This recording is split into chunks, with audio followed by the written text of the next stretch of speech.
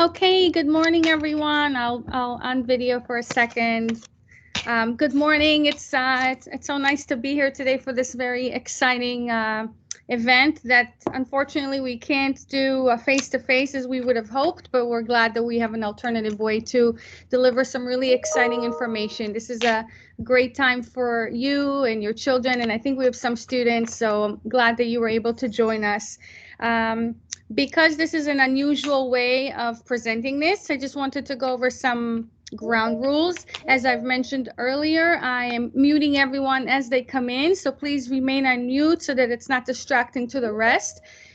If you're new to Microsoft Teams, on the bottom there is a bar, and if you hover over it, there is like a thought bubble with lines, so you will be able to, if you click on that, to type questions throughout the presentation.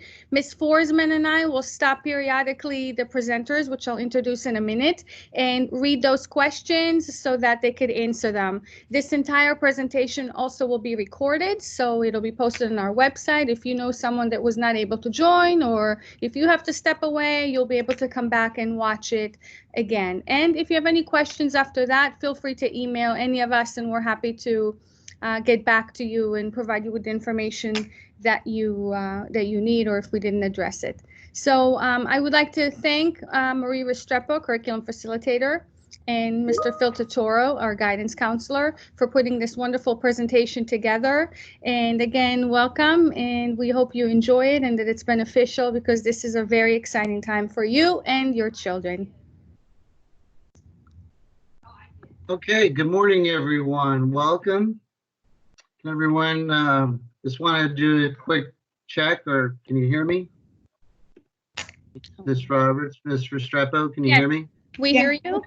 Ms. T, if I just could mention, I think some people joined in by phone, and if that's the case, then they're unable to type questions. So we will allow time at the end for people to unmute and actually ask their questions, because they may not be able to do it through their phone.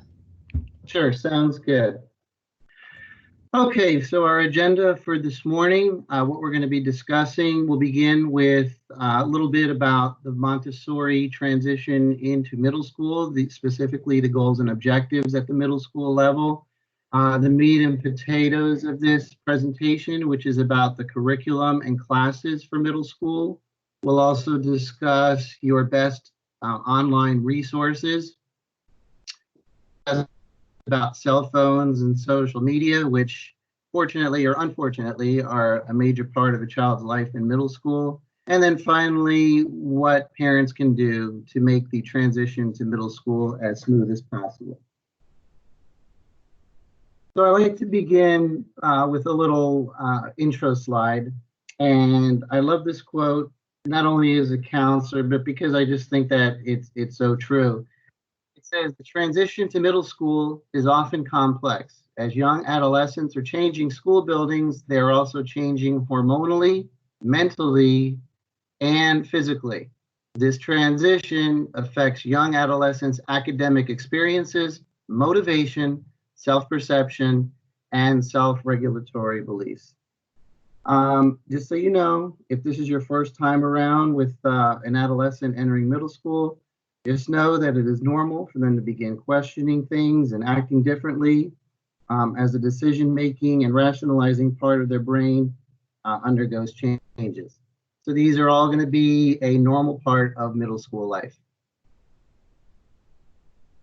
And with that, we always look forward to the positive aspects of the transition to middle school. Your children are going to have the opportunity to make new friends. They're going to be able to participate in the middle school sports and clubs. They're going to have more personal and social freedom. Just as an example, at lunch, instead of being forced to sit with their class at lunch, they could sit anywhere they wish with their grade level. They're going to be changing classes, which adds some responsibility. They'll have plenty of time. The classes are only about 20 feet apart from each other, so there's no reason for any child to be late, but it adds some responsibility to their daily routine. They'll have the option of choosing electives, which are in elementary school were called specials, and we'll talk a lot about that today. There'll be the opportunity for advanced courses. and the ability to self-monitor their own grades and for you to monitor their grades through Pinnacle, which is a grading program. And we'll discuss that later today. Okay, so Montessori Middle School does look a little bit different than what you're used to in elementary. As the students get older, the learning moves from the concrete to the abstract, which is why you're going to see less of the Montessori materials that you've seen in elementary school. Our classrooms are dynamic. They are, there's movement, there's flexible grouping. It's based on the needs of the students, and the lessons are designed to relate the curriculum to the real world. Our teachers are trained. They're trained to teach the whole child, and we are very sensitive to the needs of the adolescents. We understand that it's a turbulent time for them, and we try and meet their physical, social, emotional, and cognitive needs. This is a time, though, that we also pass the responsibilities on to the child, and we ask that you respect that. We expect them to be responsible for their own work and homework and assignments. And the balance of power means that the teacher is more of a facilitator and less of a lecturer. So the Montessori philosophy is teaching children what's developmentally appropriate based on the needs of the adolescent. Not all of our students are coming into 6th grade with the same talents. So we try and meet their needs based on what's appropriate for them. Every child is hand scheduled. Students share ideas, they work collaboratively, they respect and embrace each other's differences. And our lessons and projects are often inquiry-based, which gives students some choice as to what aspect they want to research or what method of presentation they choose for their final products. And we give them a little bit more freedom to explore and pursue what interests them. We give them opportunities to reflect on moral and global issues, whether it be in class, in curriculum, or in their clubs or extracurriculars. We give them opportunities to participate and give back in the community. And you'll notice that we don't have awards assembly. We expect our students to do what's in their best interest because it's in their best interest. And our students really come away with a lot of skills and a lot of interests that they've developed because they were able to pursue them in middle school. So we teach with the end in mind, and our goal is an independent, productive member of society. Our education is cosmic, and that just means that our adolescents have more buy-in and they're more engaged when they feel like they're part of something bigger and they feel that they're a valued member of the community. We teach, just like they do in lower school, peace building, tolerance, conflict management. Respect for self, respect for others, and respect for the environment continues in middle school. Again, with the philanthropic goals, whether it be within the curriculum or NGHS or student government or sustainability or any of our clubs. Our students are critical thinkers. We teach them practical skills and give them opportunity to practice those skills. We teach them global awareness. Hopefully they come up with their own opinions. And we really want them to enter into high school being in charge of their education.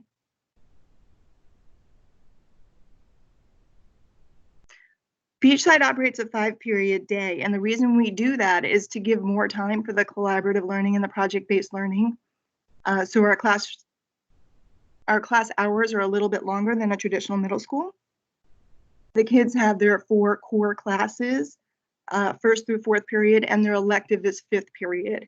And that's the elective that is for every middle school student. It's in 5th period. So if you have doctor's appointments or orthodontics or orthopedics or whatever, we ask that you schedule them in the elective period if possible, because it's the same time every day.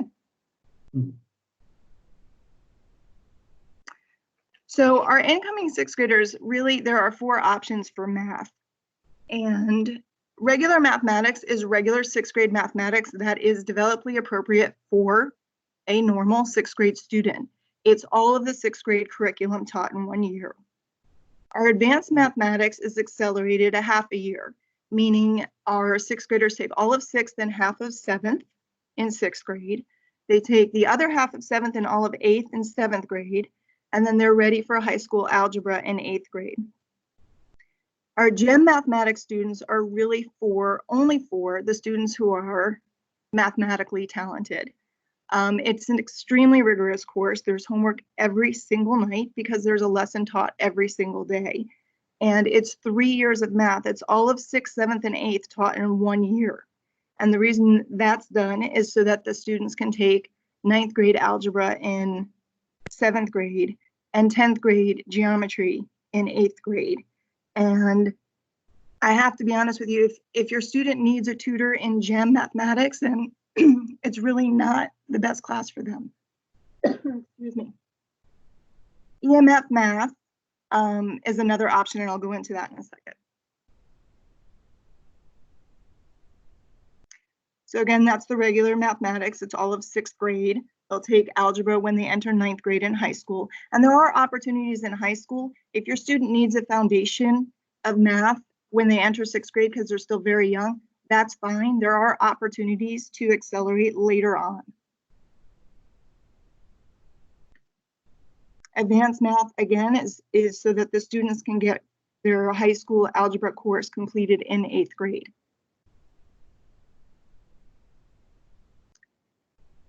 Gen math, again, is all of 6th through 8th, and then they'll take algebra and geometry while still in middle school. This class, again, is also, the grading scale is determined by the district, and it's a very heavily weighted course. So how we determine who's eligible for GEM 6, we have 2 GEM 6 classes, and this year especially, it's based on teacher recommendations, past academic performance. The student has to be self-motivated, and the student has to be, most importantly, developmentally ready for this extremely accelerated pace. EMF is a course that's offered by the district. It's completely online through IMAX. There is absolutely no direct instruction. However, students can ask questions in an online forum. The students are basically predetermined who's eligible by the district, and those students will be contacted in June. They start coursework over the summer so that if they find that this course isn't what's in their best interest, they can go ahead and back out of it before school starts in August. And this path accelerates our students 4 years. EMF students enter high school, instead of going into algebra, which would be a normal 9th grade course, they go into Calculus AB, AP Calculus AB.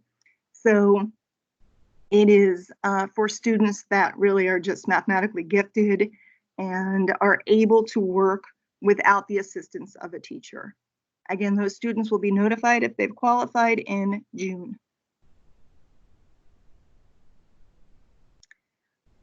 Our upper school science also has an accelerated track. So we have the regular science, which would be earth in 6th, life science in 7th, and physical in 8th.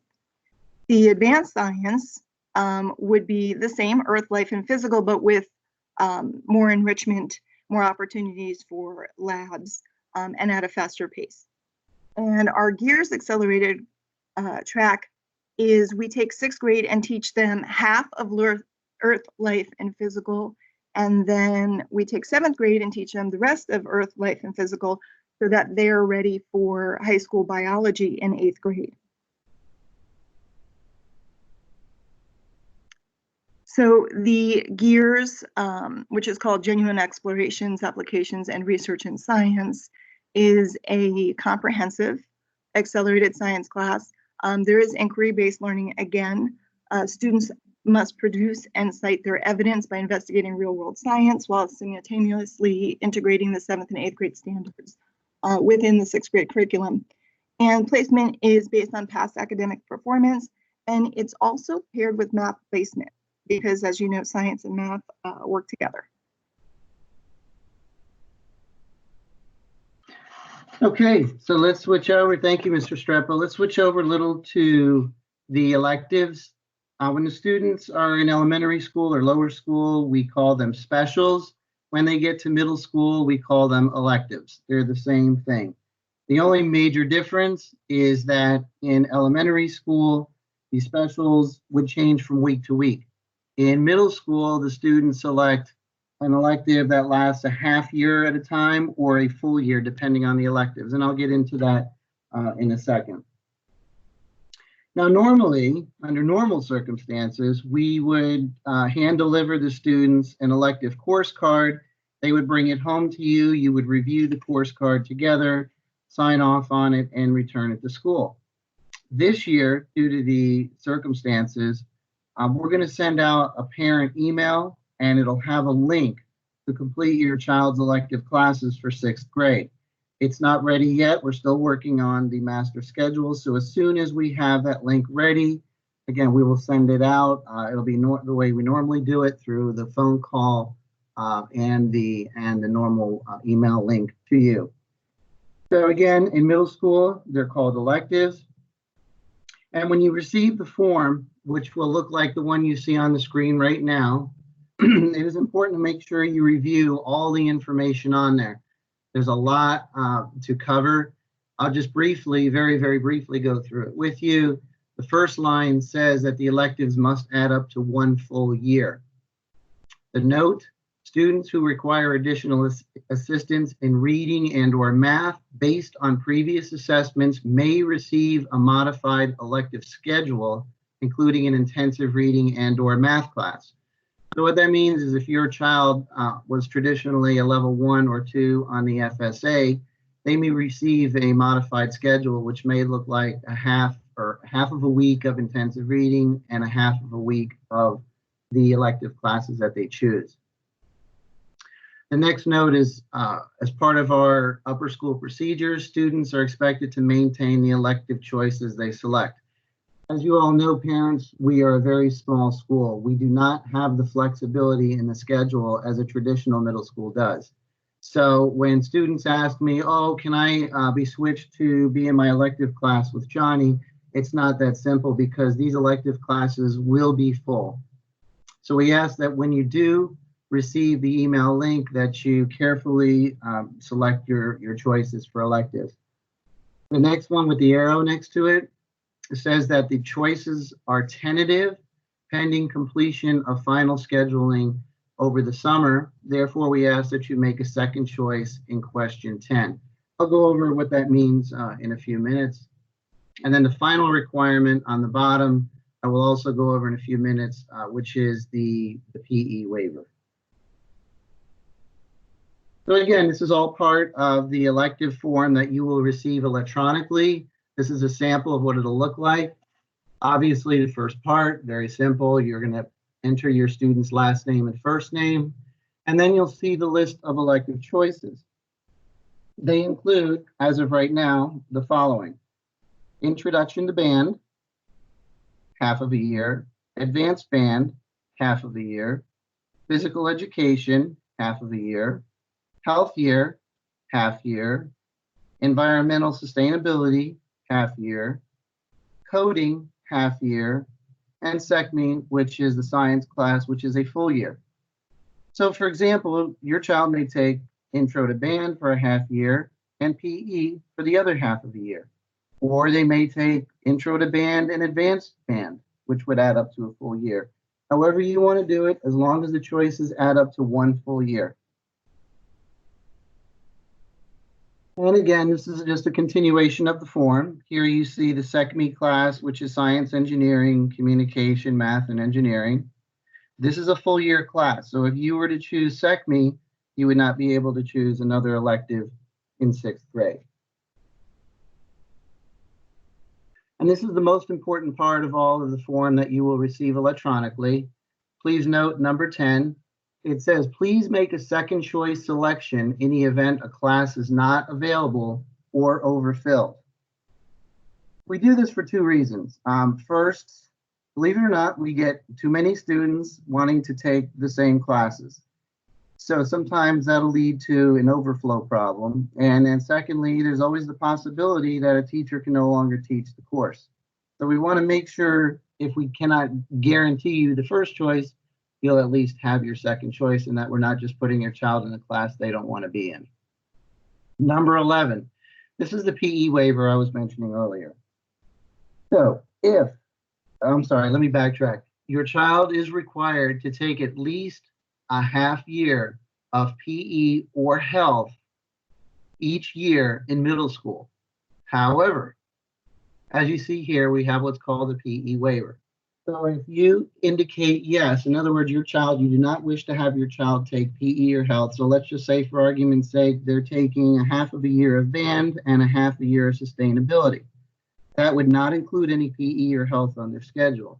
Therefore, you would definitely need to check yes, that you are okay waiving the physical education right for your child. Again, I just want to make sure we're clear on this. If your child is taking a half a year of PE or health, you do not need to fill out number 11. If they are not taking PE or health, then yes, you need to indicate you're waiving your right for your child to take those classes. Number 12 just asks you to sign your name, and then of course the submit button. All right, let's switch gears a little. We have our resources. This is for parents, very, very important. These are questions that Ms. Restrepo and I get asked quite frequently. So I'm going to ask that you please, please, please pay close attention, because these resources can make your life a lot easier. All right, so this is a sample of a child's SSO screen, their single student sign-on. The sign-on is the same as the one your child is using right now to get into Canvas. The only difference is their dashboard might look a little different when they get to middle school. So here's a screenshot, and you can see some of the most important resources. Achieve 3000 is what your child will be using for language arts or reading enrichment.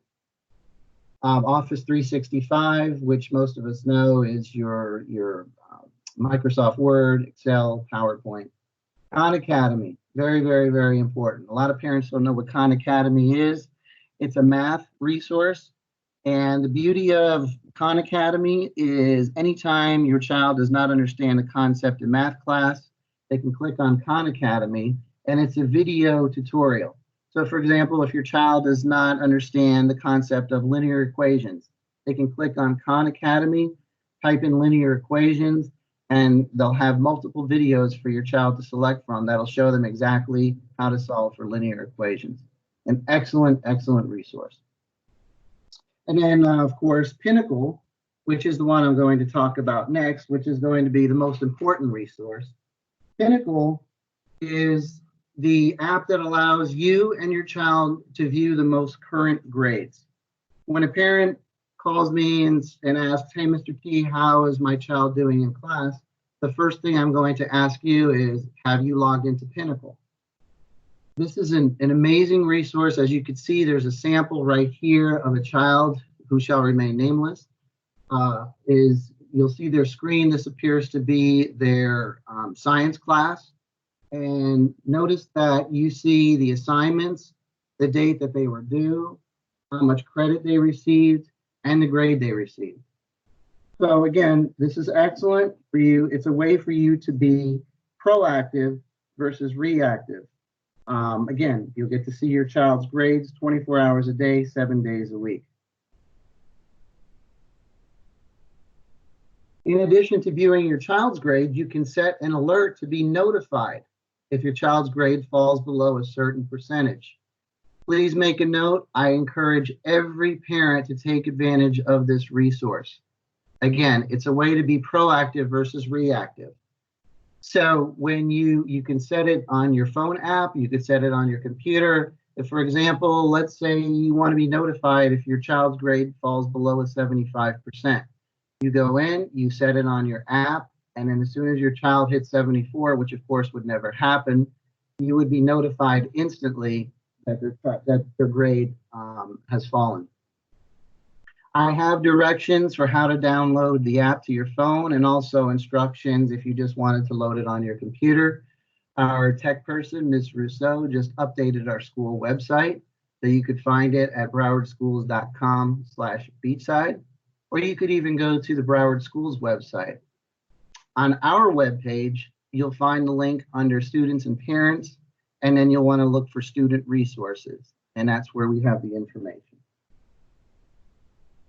Mr. T, may I pause you for a minute? We have a couple of questions. Sure. We have one question. Are there any updated changes to our school day due to the current situation or environment we're in, such as lunchtime, class size, etc.? So to answer that question, no, we do not have any direction from the district yet on what our school day will look like next year. As soon as we get updates, we will inform parents of that. Another question is, does the school supply the computers or do we need to buy our own? And the answer is that yes, the school supplies computers to our students. As a matter of fact, we're not allowed to bring personal devices to school because of all kinds of security issues. So students do not need to provide their own computers. Thanks, Mr. T. That's it for now. Sure. Okay, so moving on, Microsoft Office Student Advantage. Students no longer need a jump drive to save or back up any kind of data. They can go right onto Office 365, which again is in their SSO. They can create documents from within that app and email it directly to their teachers. So jump drives are a thing of the past. All right, we want to switch gears now. We don't want to just discuss academics because we know the social emotional piece is a very important part of middle school.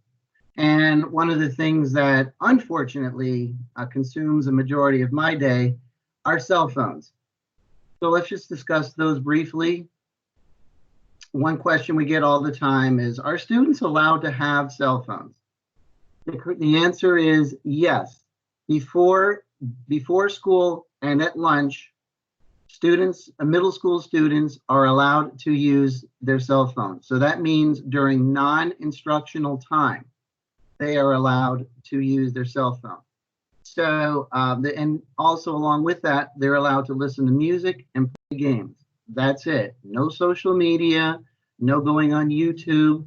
If we see students doing that, we will take the cell phone away from them. Again, this is a school board policy that says middle school students and high school students are allowed to bring cell phones to school. I know I get asked that question a lot, is each side needs to consider not allowing cell phones. However, again, that is beyond our control. It is a district policy. And then with that, we have social media. So again, students are allowed to bring cell phones to school. They may be used during non-instructional time.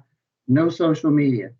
What we do find happening, though, is that students end up using social media outside of the school setting. And what tends to happen, as you can see here, it says social media is changing the way we communicate and the way we are perceived, both positively and negatively. Every time you post a photo or update your status, you are contributing to your own digital footprint and personal brand. So although, again, social media is something that students use off campus, the way in which they use this privilege can sometimes be detrimental to the school setting. I like to, unfortunately, say that all too often we see kids being mean to each other and saying inappropriate things on social media. Because we're such a small school, too often we see the effects of inappropriate use on social media spill over into the school. So we always ask a few things of parents if you're going to let your children use social media. Please be sure, help us out, make sure your children are not sharing personal information. They should not be sharing personal details about their life that could avoid privacy issues. Please know your child's passwords. I know, I can't tell you how many times a parent will tell me, well, you know, I want to give them their privacy. They're still children. They're in 6th grade. It's important for you to be able to know what your children are doing. Be proactive, not reactive, by monitoring their social media. Please monitor the extent of phone use, set time limits. I realize we're outside of school now and they may be using their cell phones a little more than usual. But once the school year starts, they shouldn't be on their phones from 6 p.m. until midnight. Maintain open communication with your child. Don't overreact if problems occur. It's an excellent opportunity for you to sit down with your child and teach them responsibility. An important factor is that colleges are now looking at social media. They are now actually considering it as a means of, as a criteria for acceptance into a college. So it's important to make sure that children keep as I like to call it, clean social media. And finally, what can parents do? It's important to maintain a good working relationship with your child's teachers. Be open-minded to different teaching methods. As Mr. Restrepo mentioned earlier, there's a lot of project-based learning. It will look different than elementary school. Know and understand the school rules, i.e. the dress code, late work policy, and that'll all be outlined in the student code of conduct in the fall. You want to be sure to be involved in the school, attending meetings. Make sure your child attends school daily. If you've raised adolescents, be willing to share advice and information with other parents. Encourage a structured study hour. Encourage good organization skills by often checking your child's book bag. Very important. Monitor Pinnacle, set it up for alerts as we discussed, and be sure to review and know the dates of interims and report cards. And again, those will be coming out in the fall. And that completes our transition to middle school meeting. Do you have any questions? There are a couple of questions off to the side, Mr. T. I'm new to Beachside completely, so I would like to know how I'm going to get to Clever. That's something that will be set up once the students are back at school. When students log in with their FSI number, it populates their Clever account. Correct. What is the dress code and uniform policy? So we do not have uniforms at our school. We adhere to the Broward County's dress code. Do you want to go into details on that now, Mr. T, or that's something we review with the students in the fall as well? Correct. I mean, more or less, I don't know if you want to discuss just, appropriate wear. I don't know if we're talking male or female. But we do go over it in the fall. We have a meeting with the children and we go over what's appropriate and inappropriate dress wear.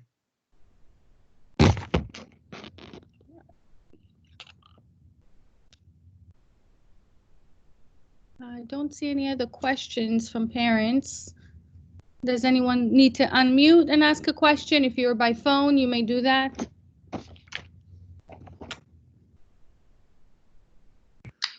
Ms. Roberts and to everyone else, this is Ms. Forsman. I think it might be important to address the dress code a little bit more, because I know parents are going out and shopping over the summer for their kids. And for the middle school students, one of the things that we're, really looking at, the kids are no shorts, and it is in the dress code. But when you're out shopping, especially for girls, tight leggings, short shorts, low V-neck shirts, those are the type of see-through shirts, tank tops with spaghetti straps. Those are the things you're not going to want to be purchasing over the summer, just to kind of give a little bit of a heads up. So the big issues with the leggings and the girls, and I guess Ms. Forsman and I, deal with that frequently. So we'll just add to it that if girls do wear leggings to school, their shirts have to come down to mid-thigh, right, Ms. Forsman, per the code of conduct. So they can't have their stomachs showing. So they could, put a sweatshirt on or a long shirt, and they're allowed to wear it that way. And we tell a lot of the girls, just keep a sweatshirt in your backpack, but specifically with the leggings, it does have to come down to the tips of their fingertips and cover over the bottom area. And the same, a lot of them will try to wear, a zip up hoodie, but when it's unzipped, they've got a short shirt on showing their whole midriff. So those things are addressed very clearly in the code and conduct. And just those are the things you're going to want to avoid, because that is what we end up seeing in the office are the short shirts, the tight leggings with, nothing down over, and short shorts. They have to be longer than the fingertips. Mr. T, there's a question about electives. So there are only about 4 electives. So I don't know if you want to review how many electives to choose from.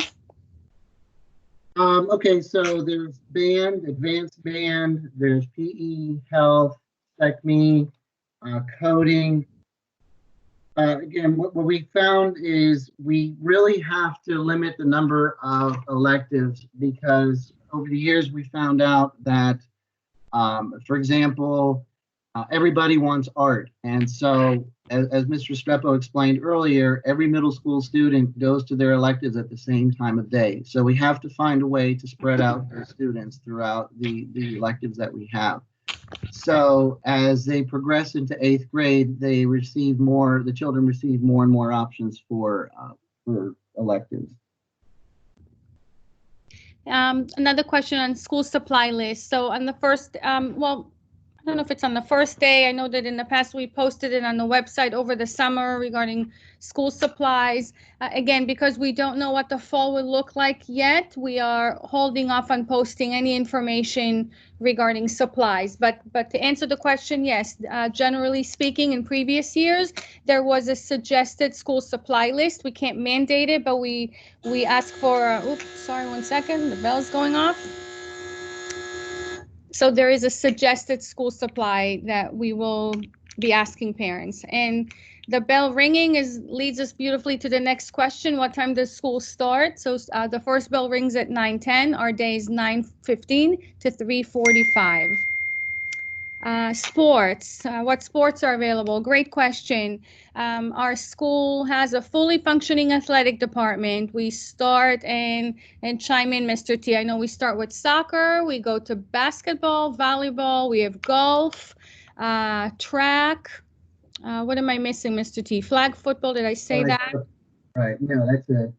So in the beginning of the year, our athletic director, Coach Rich, will hold an informational meeting for parents who would like their children to participate in middle school sports, and she will have information on all the requirements for that, whether it's health requirements, academic requirements, tryout information, and so on. Let's see. What clubs are available? Ms. Restrepo, do you want to talk about that a little bit since you kind of oversee the clubs for us? Sure. We have a lot of clubs that we have come back year after year, and thankfully we have these great teacher sponsors who are willing to take that on. We do make changes though, and we try and add on, like there'll be a year that we'll have a debate club, and there'll be a year that we have a journalism club. So that changes a little bit. And so therefore, I don't have the exact club list for the upcoming school year until I actually speak to the teachers and see who's willing to sponsor and take on an additional role. Usually that'll come up, that information will come out in late August, early September. Thank you, Mr. Restrepo. The next question is, will there be some form of shadowing planned now so that students have something now before summer? Well, I mean, clearly there's no one in the building to shadow. Unfortunately, this is a very different end of year, even so much to the fact that we're having this meeting virtually. You know, under normal circumstances, we have our 5th graders shadow a 6th grader for a day, and unfortunately we can't do that this year. So the short answer is no, unfortunately, because there's simply no one to shadow before the summer. So if they have friends in older grades, perhaps they can reach out to them. And we thought about doing something in the beginning of the year if we're here day 1 of school to kind of orient all of our incoming 6th graders to what to expect. Mr. T, or you want to chime in, or Ms. Forsman? No, I think you accurately answered it. Okay, next question. Are hats allowed? No, hats are not allowed at school is the short answer, unless it's for religious reasons. And that's all part of the code of conduct that parents and students will have to sign in the beginning of the year, acknowledging that they understand all of the rules in school. When should we receive the email about picking electives? Mr. T, do you want to give a, obviously we're waiting for budgets to roll out. We are, facing some budget cuts, which clearly affects electives. So we are waiting to hear, and I mean, we should have our budget finalized by next week. Mr. T, when can parents expect the elective sheet? Yeah, I was just going to say, I think next week sounds pretty reasonable, and I'm glad you mentioned that because that's the only thing that's holding us up. So the parent link should be sent out next week. And by the way, parents out there, if you know of any other middle school parents or any parents at Beachside who are not getting my parent link messages, if you can ask them to call the school, because that's my only means to communicate with everyone. And as you could see, we're rolling out really important information. Next question. When will we know in what class the children are in? Mr. T, do you want to talk about that? Yeah, Ms. Restrepo, help. I guess, right. Usually we release the schedules. I mean, normally the way we would work it is we would have a parent open house, and then we hand out the schedules at the open house. And usually, I believe we release the schedules that same day. Of course, under these circumstances, I mean, assuming we go back to school as planned, the schedules will be ready right at the start of the school year. And we usually pass out the schedules on the Friday before school. Well, actually, it's the Monday before school. No, now it's Tuesday. Hold on one second. Sorry, the bell again. So when school began on Mondays, we would have a day of Meet the Teacher Day on Fridays. But this year, again, since we don't know when we're starting exactly, we will keep you posted on when your child will receive his or her schedule at school. And if we have any incoming 7th grade parents online right now, there's a required vaccine and you cannot get your schedule until your child gets the vaccine. But if you're a 7th grade parent, you will be getting a separate email about that. Another question, online, not at school shadowing. I'm not sure what you mean, Ms. Garber, about doing an online shadowing. So maybe we could speak separately offline. I don't know how to do an online shadowing. And again, if your children have friends, which I'm sure they do in older grades, I'm sure they could reach out to them and say, hey, tell me a little bit about your day. And it's unfortunate, and I'm so sorry that we can't do the real shadowing that we normally do. Correct. I just want to chime in, Ms. Roberts. We did discuss somehow trying to shadow, but we really exhausted every possibility. The district will not allow us to be in the building, roaming around. We certainly cannot simulate shadowing accurately without other students in the class. So it's something to keep in mind. Again, we really hope that on the first day of school to orient our 6th graders that way, you know, kind of an abridged version. And that's the best that we can do. If anyone out there has any creative ideas, we're open to them. Ms. Forsman, there's a question about transportation. When will we receive information on transportation to pick up and drop off students? So Ms. Forsman, can you answer that? So with your registration, your address is in the system, and what happens is in the summer, usually late July, if you are eligible for a bus, you will receive bus passes in the mail. The bus passes in the mail will give you information on your pickup and drop off location and time. It's a designated stop closest to your house. We do service all houses south of 595 that are outside of a 2-mile radius from the school. So as long as you live 2 miles or further from school, you are eligible for transportation. Within a 2-mile, that there is no bus service available to you. If by the end of July, towards the 1st of August, you do not receive a bus pass and you know you're eligible for a bus, then you can give us a call at school and I can look up, myself or Ms. Whaley, who's our transportation liaison, we can look up your eligibility, and we can also print bus passes. It is really important that your addresses are correct upon registering, or if you're one of our previous students, you know, your bus passes will come. Could be a little bit of a change, possibly in a stop or a time for next year, but that's what you're going to be looking out for is the bus pass. We also have a car line in front of the school if you choose to drive.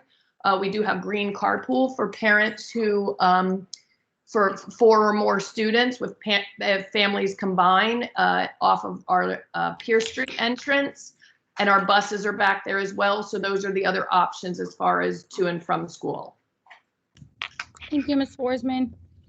Next question is, do parents decide in what math a child goes in, or is that based on past grades? That's an excellent question. I'm going to let Ms. Restrepo answer it in a second, but again, with this year being the way it is and our students not taking the FSA this year, we've had to tweak the criteria a little bit, but no, it's not that parents decide. I'll let Ms. Restrepo add, but as she mentioned, GEM math is 3 years of math in 1 year, so there are other factors we take into consideration. So go ahead, Ms. Restrepo.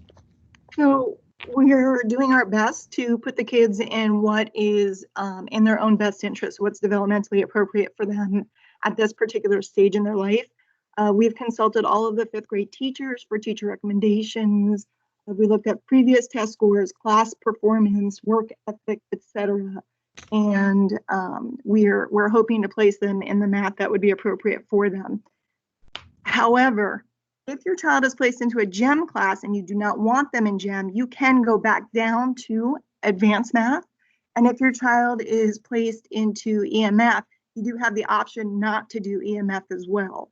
I can't necessarily move the child up, but I definitely can move the child down if you feel that your child, because you know your child better than we do, if you feel that your child might not be ready or can benefit from maybe a stronger foundation and a less rigorous course. Thanks, Ms. Restrepo. What is the tentative school start date? Unfortunately, I don't have that information. As soon as we get this information, I promise to relay it to parents. And usually, you know, you hear things when I do from our superintendent.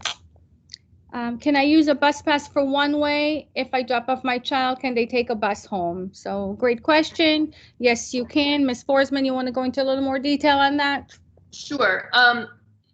With the buses, once you use your bus pass the first time, so the first time your child actually steps foot on the bus, whether it's coming to school or going home, and many times buses are a different driver both ways. So you would have to present your bus pass twice to the AM driver and the PM driver, and sometimes it's the same driver. Once you do that, then your bus services are available to you whenever you would like them. You can use them just in the AM, you can use them just in the PM, you can use them any day of the week. Once, you know, clubs start and things like that and kids are staying after, you might only be using the afternoon bus on certain days. So once you're there for the first time, your child steps foot the first time, AM, PM, after that, it's at your discretion how you want them to ride the bus. Thank you. I don't see any more questions on the oh, here's another one. How is it determined that you are eligible for a bus pass? So your bus pass is generated by your address. If you live further than 2 miles from Beachside, we have students that live within the 2-mile range, and we have students who live as far out as West Pembroke Pines and Miramar. We have buses that go that far west. If you're outside of the 2-mile range, and that's what your address reflects, upon registration in the internal district system, transportation generates bus passes based on your address. So if you do live outside the 2 miles, they will be sending you a bus pass in the mail. And as I said before, if you don't receive one and you know you are outside that range, you need to call us at school closer to the beginning of the school year so that we can look you up and see if there's a mistake in your address or, you know, what's happening. We can research that. So that's how it's determined if you receive a bus pass. Just to reiterate that point, that if you live north of 595 and over 2 miles, you have to provide your own transportation. Any other questions? Anyone on the phone that needs to unmute and ask because you're unable to type? Mr. Teeters, and one more question. If PE is a second choice, do we still sign a waiver?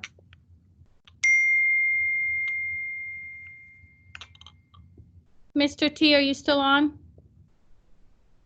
I'm sorry, I'm here. Yes, I think I'm understanding the question correctly. If your child signs up for PE, they will automatically get PE for sure. No, if it's a second choice for a parent. Let's say that a parent picked sustainability and band, but because they have to list a second choice and they list PE, do they still need to sign the waiver? Yes, they should, correct. Okay. Okay, so if there are no other questions, we'll get ready to end the meeting. And again, parents, please check your emails as we get information on school start date, and if we know what day we're going to have Meet the Teacher Day, open house for middle school, information such as that, we will be sharing it with you. Thank you so much to Ms. Restrepo and Mr. Totoro for this wonderful presentation. It's always very valuable to our parents. And again, parents, if you think of any other questions, please feel free to reach out to the school. We are here, or email, whatever way is convenient for you. And let me just see, there's one more question that just popped up. Is PE and physical health mandatory? Yes, as Mr. T yeah. shared. Go ahead, Mr. T. Oh, no, I was going to say, yeah, just in all of middle school, 6th, 7th, and 8th grade, your child is required to take at least one semester of PE or health. So, yeah, that applies for each grade level. But again, as a parent, you have a right to waive that if you wish. Okay. All right, everyone, have a wonderful day. Right, thank you. Thank you.